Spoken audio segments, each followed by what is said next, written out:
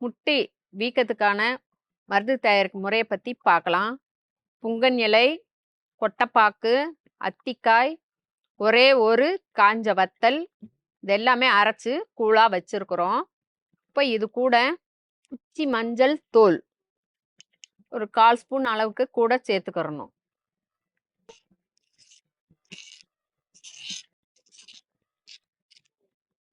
இந்த மருந்தை முட்டி எந்த அளவுக்கு வீங்கி இருக்கோ வலி இருக்குதோ அது முழுக்கும் தடவிட்டு துணி பட விடாம ஒரு காலை வந்து மடக்கி உட்காராம போட்டுட்டு அந்த இப்படி இந்த முட்டி இருக்குதுனாக்கா அது இப்படி தொங்கிக்கிட்டு இருக்காம ஒரு சேரை வந்து இப்படி நேராக பக்கத்தில் இப்படி வச்சுட்டிங்கனாக்கா நேராக இருக்கும். நம்ம முட்டி நேராக காலை நீட்டி அடியில் வந்து ஒரு ஸ்டூலை வச்சுட்டிங்கனாக்கா இந்த மருந்து போட்டு ஒரு 1 ஹவர் வந்து உட்காந்துருந்தீங்கனாக்கா உங்களுக்கு நல்லா வலி குறையிறது நல்லா தெரியும்.